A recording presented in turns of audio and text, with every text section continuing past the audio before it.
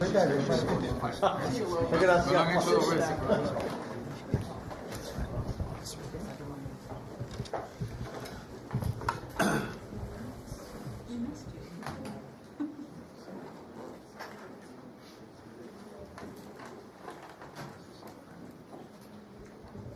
thank you very much. It's a great honor to have the leader of Argentina, a place that I love, I've been to, and one of the most beautiful places in the world, President. And I really want to thank you very much.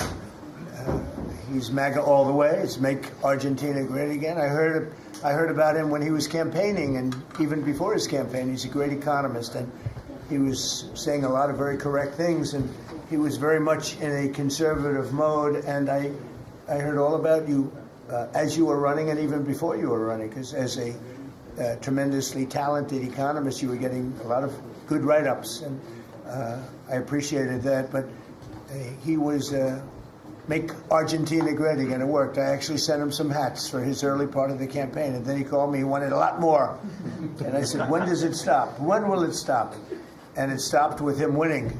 And he's become very popular, and he's on the verge of a breakthrough, I think. I think he's really on the verge of tremendous economic success, and I know that Scott Bessent is helping, and our great Scott is doing a job, and he feels very strongly about it. And Scott, do you want to say just a couple of words about that, please? Yes, sir. The president is fighting 100 years of bad economic history and policy, and is both presidents. Both. We're fighting bad. I thought he was talking about the U.S. president when he said. And there's a midterm election coming up. We think he's going to do quite well, and then continue his reform agenda. Mr. President, as you said, President Obama had a big opportunity during his term, which he wasted. Many governments in Latin America went center-right, and the U.S. ignored them. We are not going to ignore our allies. It is economic strength. We're using our economic strength to create peace, just as you've done all over the world. And it is much better to form an economic bridge with our allies, people who want to do the right thing, than have to have shoot at narco gunboats. So we think that this is an opportunity for the Argentinian people, and that President Milei is the one to do it. He's got a great cabinet. He's got a great team who we've worked with over the past weeks. And the election is coming up very soon, and it's a very big election being watched by the world, because he's done an incredible job. But with that comes some pain. And they have some pain, and now they're coming out of it. And I think the victory is very important. Your poll numbers, I hear, are pretty good, but I think they'll be better after this. And, you know, our approvals are somewhat subject to who wins the election, because if a socialist, or in the case of New York City, a communist wins, you feel a lot differently about making an investment. I think, Scott, you'd feel that if somebody that had no chance, in other words, if somebody wins and has no chance of ever having a great economy because of that philosophy, you would put a halt to what we're doing. Yes, sir, and we're confident that President Milei is going to do well. We've been criticized by a couple of American Peronists, like Senator Warren. And you know, she and that's a compliment. Yeah. She has no idea what she's doing. She's a nasty, horrible senator. Go ahead. Other than that, I like her very much. Yes, and she and her protege in New York, Mandani, who I don't even think he's a Peronist. I think he's more the communist Chauvinismo.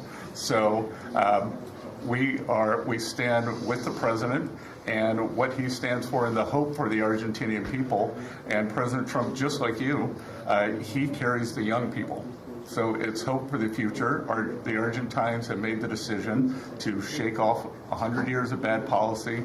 They went from one of the richest countries in the world to a ton of debt. And I think that with the bridge the U.S. is giving them and the strong policies, that Argentina can be great again. Thank you very much. Please, go ahead, please. Muchísimas gracias, por esta recepción. Me siento muy honrado, muy especialmente en este momento en el que, digamos, gracias al gran liderazgo suyo, presidente Trump ha logrado la paz en Medio Oriente. No solo este gran logro que ha sido alcanzar la paz en Medio Oriente, sino lograr el retorno de los 20 rehenes vivos. Además, quiero también felicitar por esa labor y por entender, digamos, la amenaza que es el socialismo del siglo XXI en todo el mundo, y en especial en América Latina, la labor de Marco Rubio. Y también quiero agradecer profundamente el enorme trabajo que ha hecho el secretario Bethesda, digamos, para ayudar a superar este problema de iliquidez que tenía Argentina como consecuencia, digamos, de los ataques políticos que hemos sufrido por nuestros opositores que no quieren que Argentina vuelva a abrazar la ciudad de la libertad y que quieran volver a abrazar ideas perimidas, fracasadas, que en el fondo no son ni más ni menos que caminos que conducen al socialismo. Así es que, en primer lugar, muchas gracias por recibirme, muchas gracias por lo que están haciendo por el mundo libre y muchas gracias al secretario Bessel por la enorme tarea que ha llevado a cabo y que, digamos, nos permite tener una ruta para poder transitar tranquilos y hacer lo que los argentinos de bien necesitan, y que creo que va a ser un buen caso para mostrar al mundo que las ideas de la libertad funcionan y generan prosperidad. Muchísimas gracias. Thank you very much. Do we have a interpreter that wants to, you all either have that, has everyone understood? Because I think you made a very important, profound statement, actually. But we could have it interpreted if you want. Does anybody want it interpreted? Would you like that? Would you like it? Can the interpreter speak what, do we have somebody set up for that? You want? It's actually simultaneous, so if the President would like to repeat his statement, we can do it. No, that's okay. Don't worry about it. We'll leave it that way. So it's an honor to have you here. And I just want to tell you that your career has been an amazing one, and it's going to continue with the election. You're going to win the election. We're going to endorse you. I'm going to endorse you today, fully endorse you. And, you know, people in Argentina like me. A lot of people like me. I'm even surprised myself. But we had a great week. We had a great weekend. We had a great period of time in the Middle East. It was very comprehensive. It went very rapidly, and I think it's going to lead to something that's going to be unrecognizable, certainly for the Middle East. What's taken place in the last few days, people can't believe it. I've never seen anything like it. I've never seen the love and the spirit. And I've done a lot of things. I've done a lot of deals. I've done a lot of political deals where countries come into line or whatever, but I've never seen anything like this, the level of love. And it has to do with the mystique of the Middle East, I think, because if I did other countries, I did 7 other settlements of wars, complete settlements of wars, and it was very well received. But this is something I've never seen anything like it. The media covered it very fairly, and even the fake news, of which we have a lot, they actually covered it fairly for a change. And I appreciated that. We have to get back to that. It's so important. But I just want to say it's a pleasure to be with you, and we're going to have lunch, and we'll take a couple of questions from the news, and I'm sure they'll be extremely non-hostile and friendly. Like JD went through a very friendly interview with George Slobodanopoulos, who was nice enough to pay me $16 million the last time we came. He had to pay $16 million to me, which was good. It was worth having somebody lie.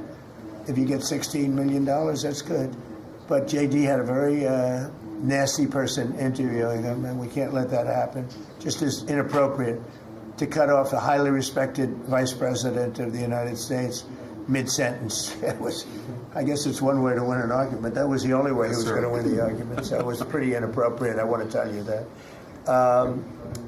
So thank you very much. Do you have something there? Yes. Oh, good. Thank you. Sí, quería Yeah. darle. I'll get it.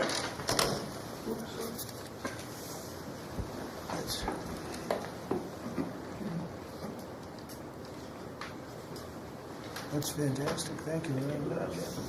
And when he did this letter, Mr. President, your settlement in the Middle East wasn't done. So we have to do a new letter Let's do an to include that, because this is a very important. You'll have to add one extra sentence. Exactly. That's great. Thank you very much. This is such a beautiful statement. Thank you very much. You're welcome. That's beautiful. Thank you. Mr. President, Okay. Mr. President, how is this Argentina? Why don't we talk about Argentina first? And Yeah. Go ahead. How is Argentina Are you going? worried about the How is this influence of China in Argentina? Sorry. Go ahead. How is this Argentina rescue package America first? And is this rescue package meant to help President Milei's party in the coming election? No, it's helped. It's really meant to help a good financial philosophy where Argentina can, after 20 years of disaster, because it was very successful at one point, and it can be again, like Venezuela. Venezuela was very, very successful, and now it's a dictatorship. So when we can help our neighbors, we're making tremendous progress in South America. South America, Marco was telling me, he's like our great expert here. He really knows it. You were telling me that so many of the countries are coming our way. And we had a few years ago, when I just came back, so I've been here now almost 9 months, but when I just came in, I was amazed to see how poorly we've done. We lost so many, and one of them was Argentina, would be lost if he wasn't there. And I think he will be there because the people recognize he's done an amazing job. He took over a real mess. So did I take over a mess. I took over a mess by, the Biden group. And Obama he started it, I'll tell you. Barack Hussein Obama started it. Could you give a couple of words on South America? You were telling me so well yesterday how well we're doing. Go ahead. Well, first of all, we have now 8 or 9, 10 countries, Argentina being foremost among them, that have aligned with the United States on issue after issue in international community events all over the world. They're, in fact, these great allies like Argentina, but I can go into others, Costa Rica, I don't want to leave anybody out, El Salvador, but I think one of the more promising developments is later this month there'll be an election in Bolivia after 25, 30 years of anti-American hostile government. Both of the candidates running in that election and the runoff election want strong and better relations with the United States, and another transformative opportunity there. But so I think this is important. This is our hemisphere. It's where we live. And having strong neighbors such as this. And great progress has been made, really. And we'll make more. Absolutely. Over the last 9 months. Really over the last 9 months. Yeah, please. Mr. President, from Argentina, Buenos Aires, do you imagine soon a free trade agreement with Argentina? Could it be possible soon? Yeah, it will be. Well, we're going to discuss some of it today. But no, we want to help Argentina. And we want to always help ourselves. But we want to help Argentina. And one of the ways we can do, they have great product. And we used to do a lot of trade, and then if you look at what the Democrats, well, they didn't know. They didn't know. Honestly, they didn't know what they were doing.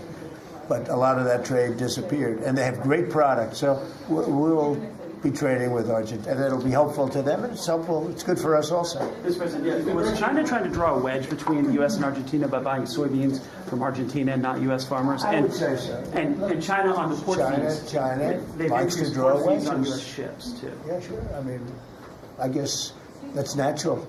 It's China, and it's natural, but it's not gonna mean anything in the end. Mr. President, from Argentina, should Argentina end the China swap and close the space base in Neuquén? I don't think you should be doing business much with. You can do some trade, but you certainly shouldn't be doing beyond that. Certainly shouldn't be doing anything having to do with the military with China. And if that's what's happening, I'd be very upset about that, yeah. And what about the That's swap? good, right? Mr. President, You do understand. Mr. President, what about the swaps? Because it's so important for Argentina, the swaps. Go ahead. The central bank. The American assistance is not predicated on the swap with China being closed. Any reporting to that effect is incorrect. But you said that Argentina has to export China from your business or from your agenda, and the swap is so important for Argentina. No, I was referring more to ports, military bases, observation facilities that have been created in Argentina. Than the swap? More than the swap? More than the swap. Mr. President. He was referring to that. Yeah, behind you, please. Yes, President for Argentina. What's the benefits for United States in helping this way Argentina? Just helping a great philosophy take over a great country. Argentina is one of the most beautiful countries that I've ever seen. And we want to see it succeed. Very simple. I mean, we don't have to do it. It's not going to make a big difference for our country, but it will in terms of South America. If Argentina does well, you're going to have others following, and a lot of others are following. You have countries in South America that 2 years ago would have never even been thought of to go as democracies or as just countries that want to do fair and balanced trading. And now I mean, you mentioned Bolivia, but there are numerous other countries that are coming our way. And Brazil, as you know, I had a very good conversation with the president. I met him at the United Nations before I went up to speak, and then I found that I didn't have a speech because I had no teleprompter. They turned off my teleprompter purposely. They made it impossible for me. But it didn't silence me. I spoke without, and it was a good speech. It was a good speech. But no, I think of that. You go into the United Nations, I'm speaking in front of 158 leaders and the whole world. And I look at my teleprompter, and it's dead. They killed my teleprompter. They wouldn't let the man that operated into the booth. Can you believe that? You don't have any specific interest in economic terms for the state? I do have. No, I want to see it succeed. I think it's going to be great, and we will benefit also. But it's not that big a benefit because it's not that big a country, but it's a very important country, and it's a country that can be very successful. There are some countries that will never be successful. This is a country that has great potential if it has the right leadership, and you have the right leadership with this man right here. Okay? Mr. President, would you support dollarization? I would say that I'll leave that up to my my economic people, but I like the dollar. I'm very strong on the dollar. And anybody who wants to deal in dollars, they have an advantage over people that aren't. But for the most part, we're keeping it that way. I think if Biden would have, Biden, that group would have gotten elected, meaning Kamala, you wouldn't have the dollar as your currency anymore. You wouldn't have a world domination by the dollar if I didn't win this election. And now the domination, like BRICS. I told anybody who wants to be in BRICS, that's fine, but we're going to put tariffs on your nation. Everybody dropped out. They're all dropping out of BRICS. BRICS was an attack on the dollar. And I said, you want to play that game, I'm going to put tariffs on all of your product coming into the U.S. They said, like I said, we're dropping out of BRICS. And BRICS is like, they don't even talk about it anymore. Scott, you want to add to that, please? We're very happy with the current currency arrangement. Mr. President,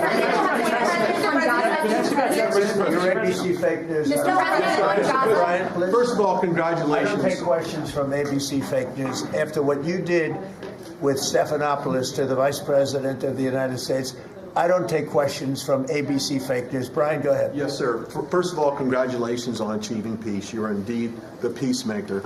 On a lighter... Did you ever think I was going to be called a peacemaker? Actually, I did. I saw some of the actions you were doing. Go ahead. But on a lighter note, Alyssa Farah, she is one of the hosts on ABC's show The View. She said a while back, I'll quote, "If Trump gets the Israeli hostages out, I promise I will wear a MAGA hat for one day on this show and say thank you for doing it." Your response? Well, did she put the hat on? Well, she hasn't got the hat yet. Who is it? Which one? Alyssa Farah. Well, she used to work for me. So she used to work here. I'll tell you about Alyssa. She worked here. She gave me the most beautiful letter when, the administration, the time came up, the election was rigged, I left. She gave me the most beautiful letter you've ever seen. I was a great president. What a great job. Some of the letters have been quoted. This is Alyssa, who I never thought was very outstanding. I figured she would not make it. And she didn't have a big role here either. And then we had January 6th, and she left after that or before that, but she gave me the most beautiful letters. And then even months after she left, and while we weren't here any longer, She sent another letter, glowing letter, beautiful letter. And then she got hired by The View, and they gave her a couple of bucks, and she changed her view very quickly. I never thought she'd make it. Never thought she had what it took in any way. You know what that means. But she's on The View. But it just shows what a fraud The View is, because this woman gave me letters and statements. She said I was the greatest president in her lifetime. Now, she's not that old, so I didn't consider it a great compliment, but I've had better. Can we send her a hat? Well, recently I've had the greatest president of them all. I like that much better. Mr. President? Does that include Washington and Lincoln? Yes, sir, it does. I said I like that person. So I think she's a total. I think she's a joke. Mr. President, on Gaza, how long will it take Hamas to disarm, and can you guarantee that is going to happen? Well, they're going to disarm, and because they said they were going to disarm. And if they don't disarm, we will disarm them. How will you do that? I don't have to explain that to you. But if they don't disarm, we will disarm them. They know I'm not playing games. Okay? Now, we did something monumental. We got the hostages back. That was the first thing we had to do. Above all else, get the hostages back. Now, they misrepresented because we were told they had 26, 24 of dead hostages, if we can use those terms. And it seems as though they don't have that because we're talking about a much lesser number. But that's a very tough subject. I want them back. That's what they said. I want them back. Also, they said they were going to disarm. And initially speaking, they needed, they did take out a couple of gangs that were very bad, very, very bad gangs, and they did take them out. And they killed a number of gang members. And that didn't bother me much, to be honest with you. That's okay. We had a couple of very bad gangs. It's no different than other countries. Like Venezuela sent their gangs into us, and we took care of those gangs. We have Washington, D.C. is one of the safest cities in the country. It was one of the worst cities in the country if you go back just a little while ago, right? Now it's safe. You can walk to work. Isn't it nice? But we have told them we want to disarm, and they will disarm. And if they don't disarm, we will disarm them. And it'll happen quickly and perhaps violently. But they will disarm. Do you understand me? Yes. You say because quickly. Everyone says, oh, well, they won't disarm. They will disarm. And I spoke to Hamas, and I said, you're going to disarm, right? Yes, sir, we're going to disarm. That's what they told me. They will disarm, or we will disarm them. Got it? Okay. What is the deadline you're going to put on that? You say quickly, sir. Sir, you say quickly, but what is the deadline you're going to put on that before you take period action? of time, pretty quickly. A reasonable period of time. Congratulations on the peace you achieved in the Middle East, first Thank you of all. very much. And my question is regarding Argentina. Does continue? Are you from Argentina? I'm from Argentina, yes. I like the Argentina. I like them much better than ABC. Than ABC fake news. Me too, sir. Yes, go ahead. Does continued U.S. support for Argentina depend on the results of the upcoming legislative elections and the ability of the government to pass long-lasting reforms through Congress? Well, I think if they don't do that, we're not going to be around very long. Scott, can you handle that one, please? We're confident that the president's party will and the coalition will do well in the election, and this aid is predicated on robust policies, and going back to the failed Peronist policies would cause a U.S. rethink. Thank you very much. It's a great question. It's a little like New York. You're reading in Argentina about New York. We have a problem. We have a communist who's 33 years old, doesn't know a damn thing. Practically, he's never worked a day in his life. And he sort of caught on, right? And I'm not going to send a lot of money to New York. I don't have to. The money comes all through the White House. And if they're going to be sending us stupid policies, communist policies, which is proven for thousands of years doesn't work. We don't have to prove it again. We're not going to ruin one of our great cities because we'll make that great. We will clean up the crime in about 30 days. Took 12 days to do Washington, D.C., so New York is bigger. And Chicago, we've already made a lot of progress despite fighting from the government, but Chicago's doing great. Memphis is doing really great. We have great support there from the political leaders. They said, please come in and clean up crime. And we love it. We've in 1 week, Memphis is so good. It's so much better. We'll have it within a month. We'll have that into a safe city again. and all of these cities, we want to clean them up. We don't like that opposition. But if somebody's going to be a communist mayor of New York, it's a fluke if he gets in. There are a lot of failed people that he's running against. I mean, we have failed, you have inferior candidates or something, because it's impossible to think that New York City can have a communist mayor. He's a communist. He's not a socialist, by the way. There's a big difference. He's a communist. He's down and dirty.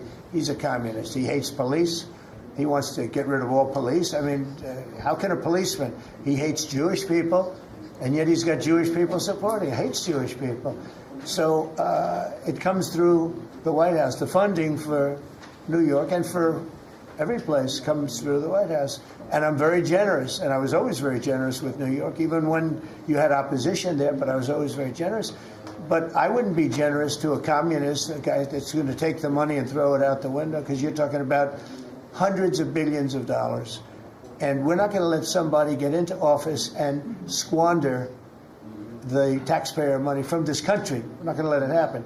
So it's a little bit like that with, if you take a look at Argentina, if the president doesn't win, I know the person that he'd be running against, I believe, probably. We probably have the person. A person is extremely far left and a philosophy that got Argentina into this problem in the first place. So we would not be generous with Argentina if that happened. If he loses, we are not going to be generous with Argentina. You talk about Argentina and important in the Latin America. What is your plan for Venezuela? But is the terrorism, the narco-terrorism in the President Maduro? What is your plan about it? Venezuela's done a couple of things very badly. Number one, we get drugs and all of that. But we get something in a way worse, because they're a big purveyor of drugs, but we have worse.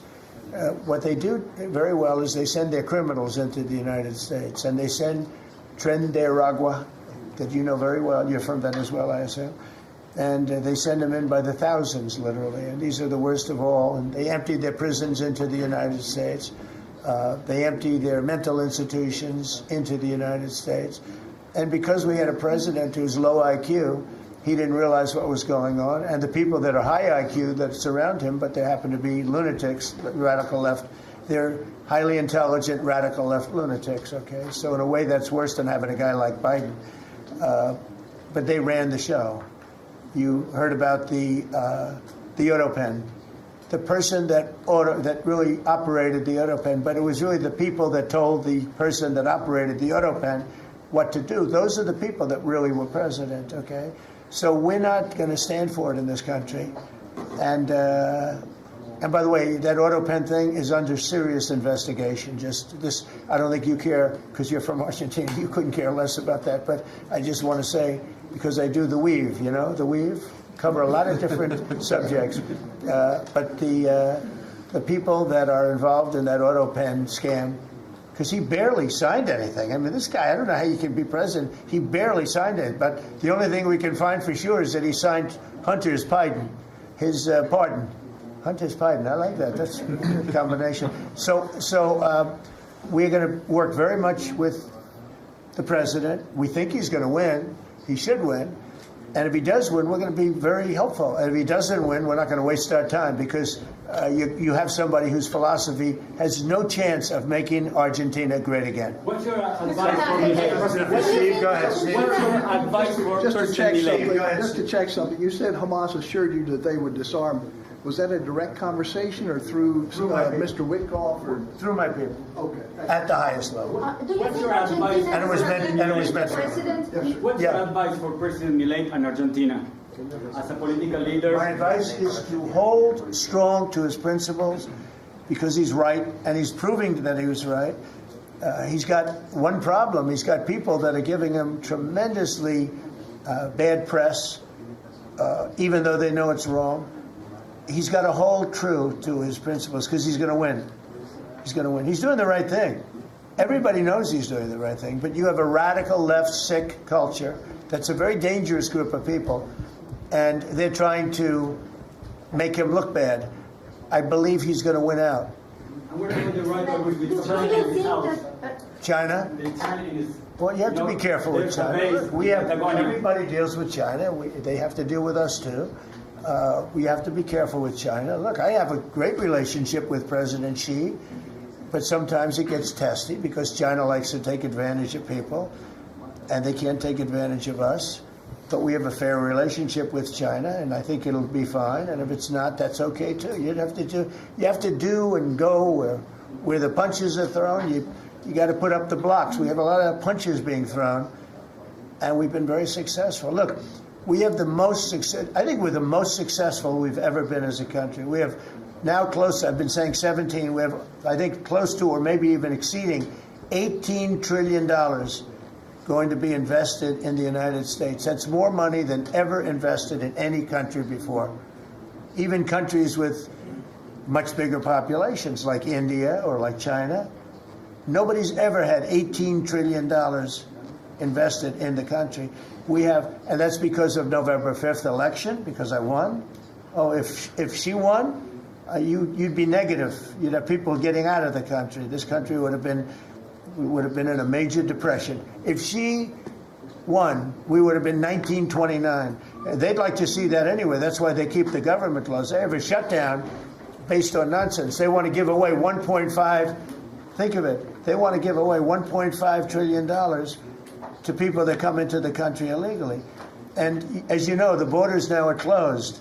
But when they hear that they get the greatest health care package in the world and they have no money, but they're living okay in another country, they head up and they start forming caravans and they try and come into our country.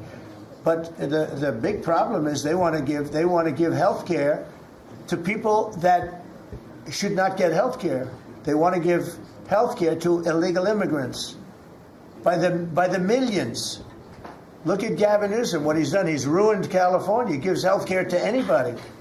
And I guess they do it for votes. I actually think it's bad politics, but I guess they do it for votes.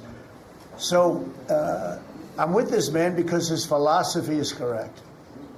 And he may win and he may not win, but I think he's going to win. And if he wins, we're staying with him. And if he doesn't win, we're gone. How can Argentina help to the peace process, to the Middle East peace process? They can help by doing well. If Argentina does well, that's helpful because they know we help Argentina. So if Argentina is successful, that's great because they view us as somebody that helped Argentina and they did well, and the United States maybe will help them and they're going to do well. So the success of Argentina would be a great feather in the cap of the USA because we're helping them. Right? You understand? Yeah. Yeah, please, behind you. Behind you.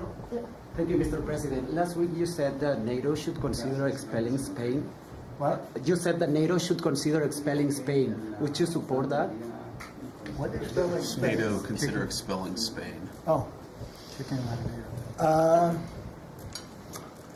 I'm very unhappy with Spain. They're the only country that didn't raise up their number to 5%. Every other country in NATO raised up to 5%. And Spain is doing very well off our backs. So I'm not happy with Spain. Spain gets protection, and they know automatically, even if you don't want to protect them, you're protecting them because of the way they're located. And I think what Spain did is a very bad thing for NATO. I think it's very unfair to NATO. It wouldn't matter if you said you're not going to protect them because they're pretty much protected. What are you going to do? Go through the other countries and let's go attack Spain, right? So I think what they did is not nice. I think it's very disrespectful to NATO. In fact, I was thinking about giving them trade punishment through tariffs because of what they did. And I may do that. I think unbelievably disrespectful. Spain. The only one out of all the countries in NATO, the only one that said that is Spain, and I think that's. I think they should be punished for that. Yes, I do. On the government shutdown, you have the money to pay the troops on October 15th. Okay, how? I actually have a man who is a very wealthy person. You'll know that when I tell you this. Who called a donor, a great gentleman, and he said, if there's any money necessary, shortfall, for the paying of the troops, then I will pay it, meaning he will pay it. How about that? I said, look, We're not going to need it. We're going to take care of our troops. But this was a position that's being forced upon us by Democrats. And all they have to do is just sign a piece of paper saying we're going to keep it going the way it is. There's nothing. It's not like it shouldn't even be an argument. They've signed it many times before. I don't want to bore you with the fact that Schumer said 100 times you should never close up government. But Schumer's a weakened politician. I mean, he's going to finish his career as a failed politician. He's a failed politician. He's allowed the radical left to take over the Democrat Party. So if they write books about that, if they write books about him, they're going to have to say that his career ended by allowing the radical left to take over the party. I mean, I won an election in a landslide because people are not into the radical left, and the Democrat Party is. People didn't want to see men playing in women's sports. They didn't want to see transgender for everybody. They didn't want to see all of the different things that they do that's so crazy. Open borders. I mean, the worst thing that he did to us, it's not inflation, because we fixed inflation. Prices are way down. I don't know if you saw that gasoline went to 58 just now. Did you see what's going on with gasoline? We track that. No, $58 a barrel. Yeah, we track that. Nobody can believe it. I'm very proud of that. You know why? Because we're pumping like we've never pumped before. Because if you get the gas price down, everything else comes down. It's very simple. And he went away from my policies, and you had the greatest inflation. The last administration had the greatest inflation in the history of our country. And now, as you know, groceries are down. It's all down. But on the shutdown, are you settling in for is this going to be a long term? Are we looking months? All they have to do is just vote to extend. We don't need it. We're not saying we want money. We don't. All we need is a right to extend. They want a right to extend, but they want $1.5 trillion so they can give it away to illegal immigrants, the people that are invading your cities. And many of these people, for whatever reason, I mean, I understood this. I called it a long time ago. These countries are run by people I know, friends of mine. Like, I know this gentleman. I hope you haven't sent. He probably did too. Why not? They send up their worst people. They send up people that are criminals. They send up people from jails. And at best, the best ones they send up are people that don't work very hard and that are on a social form of welfare. And they're sending those people into the United States. I don't blame them. I'm angry at them, but I don't blame them. But I'm really angry at Biden and Kamala and that group of lunatics for allowing it to happen, because it's the hardest thing. Now, you know, we're sending them out. It's incredible the job that Christie and Tom Homan and the whole group is doing. But we shouldn't have to be doing that. We're doing a lot of work on getting people out of here. Tren de Aragua has caused tremendous damage, and our soldiers are great. You know, our soldiers are now based on merit. They're not based on woke, because we won the case in the Supreme Court, which was the bravest case. I have such respect for the Supreme Court because of what they did with merit, because our country was built on merit. Countries are destroyed on woke. You know, I made a statement, and I hated to make it because it sounded bad, but everything turns to you know what when it goes woke. You remember the term. I don't like to use it because you might have some children listening, but it turns bad. And no, we have the hottest country right now anywhere in the world. That's why he's here. That's why every other country wants to meet here too. But we only have so many hours in the day and days in the week. But we get the hottest country. Think of it. We were a dead country a year and a half ago. And now we have the hottest country anywhere in the world. It's pretty good. We did a good job. Okay, any other questions? Would you like to visit Argentina? Would you like to visit Argentina soon? There is an invitation for that. What does that mean? Do you like to visit Argentina soon? I do. I would love to. I'm just a little busy. I would love to. I'd love to go to Argentina. I'd like to be like Biden. I'd like to go to the beach. You know, my legs are not quite as thin as his. My legs are slightly heavier. My arms are slightly larger. My body is a little bit larger than his. I'm not sure it would be appreciated on the beach, but I'm not going to take a chance. You won't see me in a bathing suit. You won't see in a bathing suit sitting on a beach in Argentina, falling down.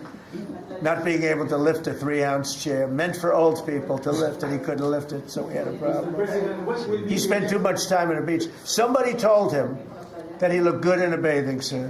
And you'd see this guy on the beach all the time. I never quite understood it. Steve, go ahead. Could you preview your meeting with Ukraine President Zelensky on Friday? You expect to talk about weapons? Is there going to be a package? Interesting meeting going on. Look, I'm very disappointed because Vladimir and I had a very good relationship. Probably still do. I don't know why he continues with this war. This war has been so bad for him. He's going into 4 years of a war that should have he should have won that war in 1 week. He's now going to soon be into his 4th year. He's lost 1.5 million soldiers, probably, close. Certainly in terms of wounded and no legs and no arms and all the things that happen in horrible wars. It's a horrible war. That's the biggest thing that's happened since World War II in terms of death. It's bigger than any of them. I settled 8 of them. The biggest is that in terms of death. Incredible. I think India, Pakistan had great potential too. We did a great job of that one, but he's got to really settle this war. And you know they have long lines waiting for gasoline in Russia right now, right? They have long lines. Who thought that was going to happen? And all of a sudden his economy is going to collapse. And I'd like to see him do well. I mean, I had a very good relationship with Vladimir Putin, but he just doesn't want to end that war. And I think it's making him look very bad. He could end it. He could end it quickly.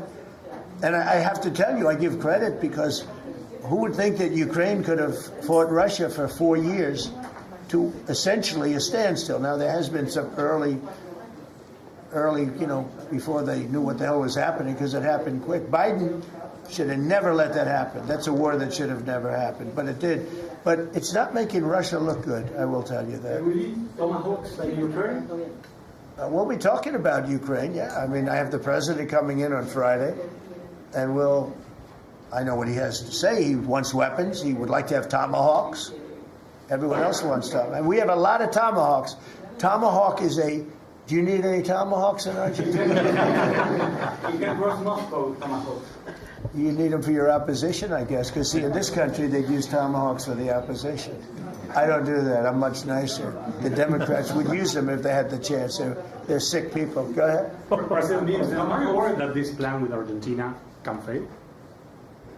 Anything can fail. Anything can fail. You never know. That's why I say Putin should do something about the war, because so far, I mean, it's turned out to be very bad for him. But anything can. So this plan can fail. Sure, it can fail, but it's got a better chance, I would say, Scott. It's got a better chance of success than failure. And if it's successful, it's an unbelievable success. It can transform your country into greatness. It's got a great chance. We'd like to give it a chance. Anything can fail, but we'd like to give it a chance. And we think, because he's made so much progress. I mean, the work that he's done over the last 4 years is incredible. And it would be a shame to lose that progress. He's very close to having a big success. Mr. President, will you consider removing new restrictions on the press that report at the Pentagon? And have you spoken to Secretary Hegseth about this? I have, yeah. Well, he's finding, I think I can speak for him. I'll let him speak for himself. But I think he finds the press to be very disruptive in terms of world peace and maybe security for our nation. Press is very dishonest. Not you. But the press is very dishonest. Do you have something to say? Well, I very much appreciate the question because it was interesting to watch. We had a chance to go along on the historic trip of Middle East peace, which our generation of veterans never dreamed would be possible. So you would think that the Pentagon press corps of all press corps would be front and center across the board on wanting to give credit to the president for forging this kind of peace, and instead what they want to talk about is a policy about them, which simply says maybe the policy should look like the White House or other military installations where you have to wear a badge that identifies that you're press, or you can't just roam anywhere you want. It used to be, Mr. President, the press could go anywhere, pretty much anywhere in the Pentagon, the most classified area in the world. Or also that if they sign on to the credentialing, they're not going to try to get soldiers to break the law by giving them classified information. So it's common sense stuff, Mr. President. We're trying to make sure national security is respected, and we're proud of the policy. You know, we have an option here, as you know, the press years ago moved into the White House. It used to be across the street. We could move them. You're lucky I'm president, because we could move them very easily across the street. They used to be there. They would have more room. We have a beautiful, nice space. You can sit all by yourselves and have fun. Instead, you walk around the White House talking to anybody that can breathe. And, you know, but I find that when it comes to war, and now our great Department of War, we have some great people over there, I think it's it bothers me to have soldiers and even, you know, high-ranking generals walking around with you guys on their sleeve, asking them, because they can make a mistake, and a mistake can be tragic. They can do it innocently, too. They can, you know, and they're not press people. They don't really deal with the press, so they're not really necessarily good at it, although I think it's mostly instinctual one way or the other. You're either good at things or you're not. But I could see you being bothered by that. Mm-hmm. So you have them in an area, and you treat them fairly, but they're not allowed to go into much like the somebody's office and sit with them for 10 hours. Yes. Yeah, I can understand. Boston had some street takeovers that we saw. Are you going to work with or try and work with the mayor of Boston? And then they have a World Cup. They have several World Cup games. I know Argentina knows about World Cups. They have several World Cup games. Could those games move to cities that do work with you? We could take them away. I love the people of Boston. I know the games are sold out. But your mayor is not good. They're worse than her. At least she's intelligent. You know, some are extremely low IQ. Those bother me more. She's intelligent, but she's radical left. And they're taking over parts of Boston. That's a pretty big statement, right? We could get them back in about 2 seconds. All she has to do is call us. We'll go in and take them back.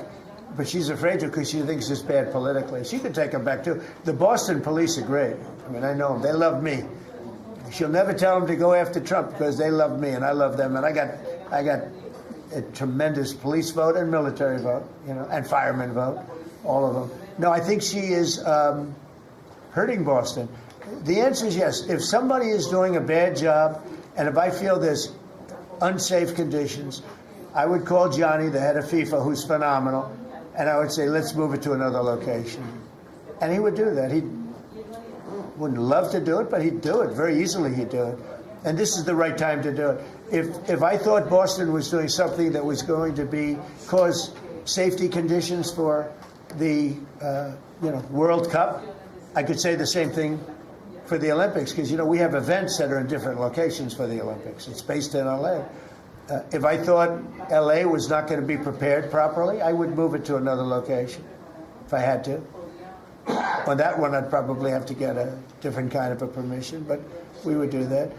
Gavin Newsom, he's got to get his act together, because had we not gone in at the beginning of my term, had we not gone in with a very strong, powerful force, they would have lost LA.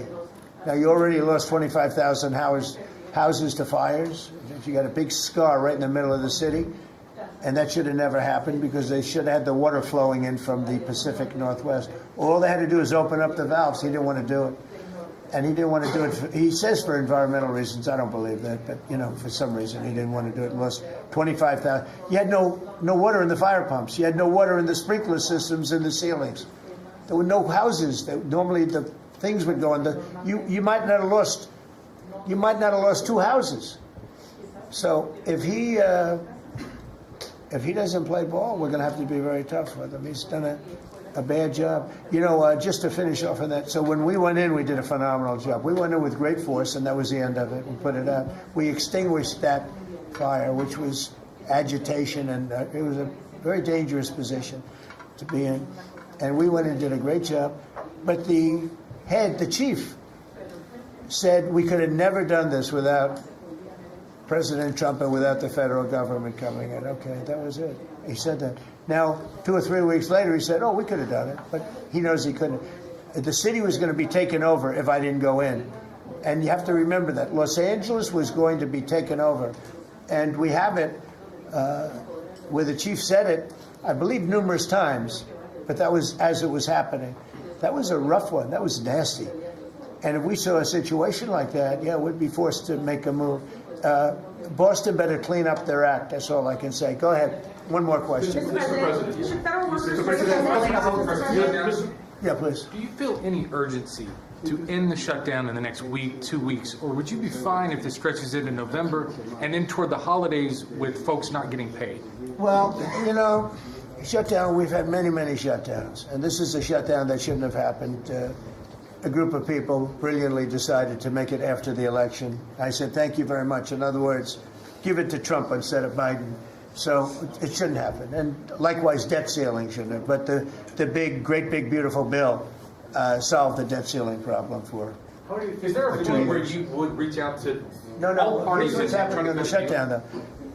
Honestly, can I put it in plain words for you? And you're a smart guy, so you all understand, but a lot of people don't. The Democrats are getting killed on the shutdown because we're closing up programs that are Democrat programs that we were opposed to. So we're being able, and they're never going to come back in many cases.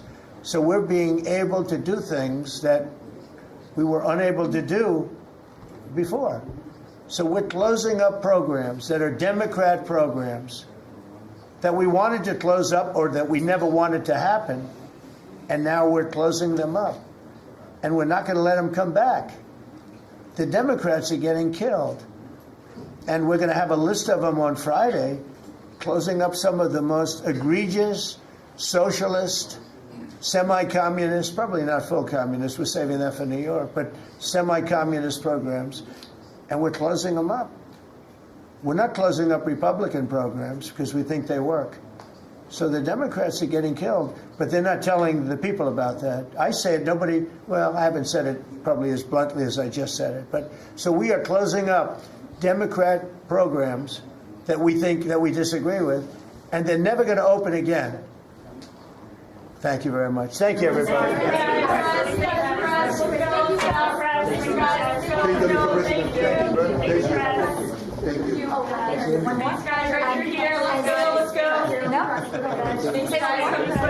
As China deepens its presence in Latin America, what role do you see for the U.S.? I just like to watch your talk. Sorry, no? Good job. Okay, thank you. Good job. Thank you, Tom. Thank